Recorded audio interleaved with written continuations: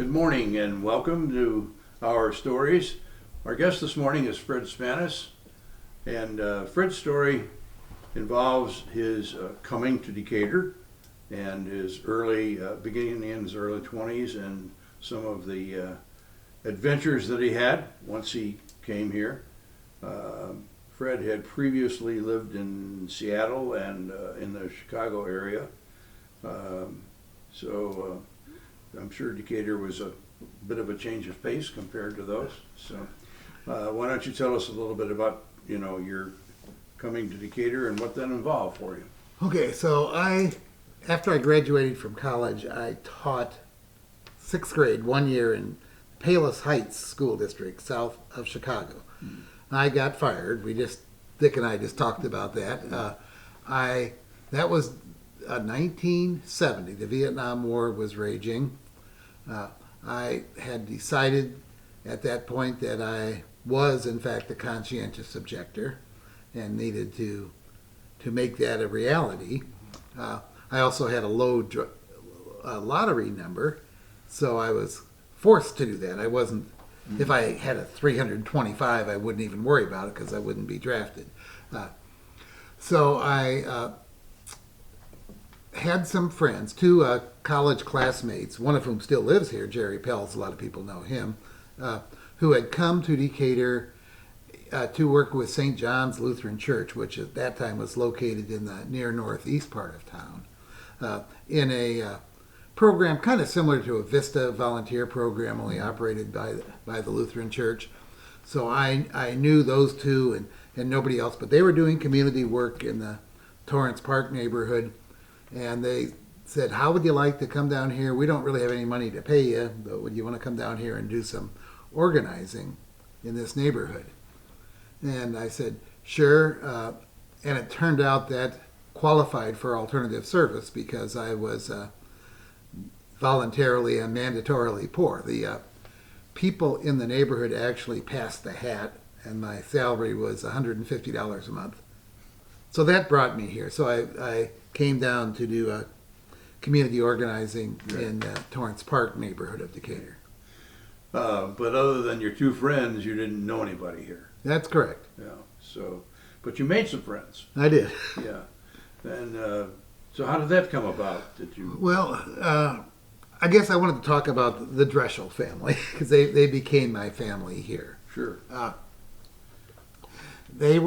That neighborhood at that time was about 70% African American and about 30% white. Mm-hmm. The Dreschels were in that white group, and they were kind of typical in that they were German Polish, and the neighborhood was largely, the whites were largely German and Poles. Many of them were descendants of people who had come to work in the mines.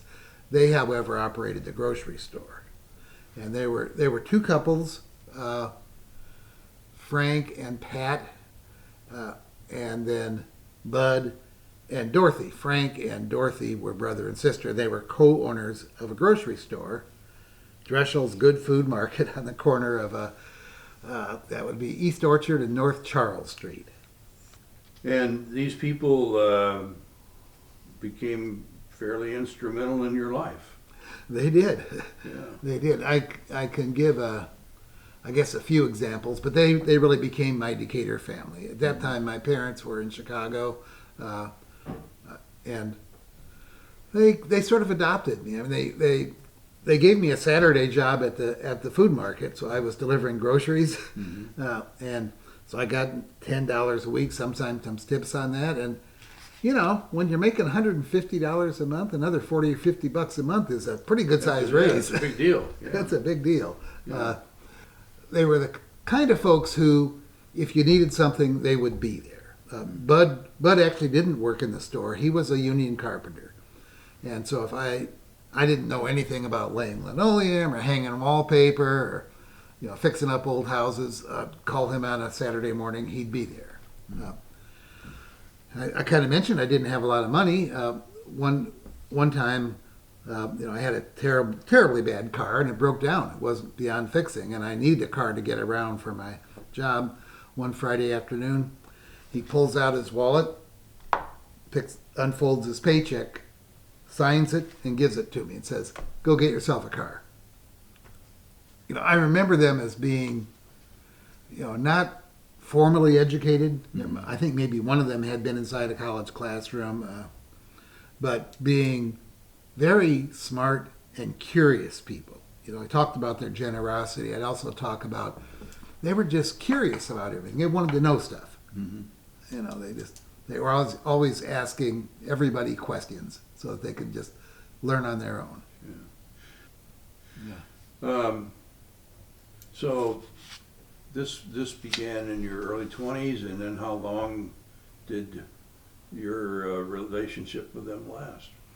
Until their deaths. They died starting with Bud with a heart attack at age 58, and then Dorothy, who was his first cousin and actually we found out later his common law wife. But that was not known until after they both died. Yeah. And then Frank, and then Pat. And I actually, for three of them, I served as executor of the estate. Mm-hmm. I disposed of their goods, except this table that we're sitting at. We can talk about that. That was a gift from them. I was with them. In fact, two of them, the married couple, Frank and Pat. They were not churchgoers. I officiated at their services, which were in Rock Springs, ash scattering services. At the end, tell you a story. A couple days before Frank died, I'd gone over, and that time they were living in an elderly apartment building, and he was pretty weak, and he had stopped eating, but he wanted me to come over and watch a basketball game with him, and he got tired. But sometime during the afternoon, he said, "So, I really haven't gone to church. What do you think's going to happen to me after I die?" And I said, "Well," I don't know if there's anything after you die. I don't know, but if there's a God who won't let you into heaven, I will take that up with him when I get there." That's good. That's good. I think that's kind of what he wanted to hear and what I wanted to say. Yeah. You indicated that you felt like that they had some impact on you in terms of your values. You know, and you want to talk about that a little bit in terms of what it was and how it came? Yeah, I think when people have that level of impact on you,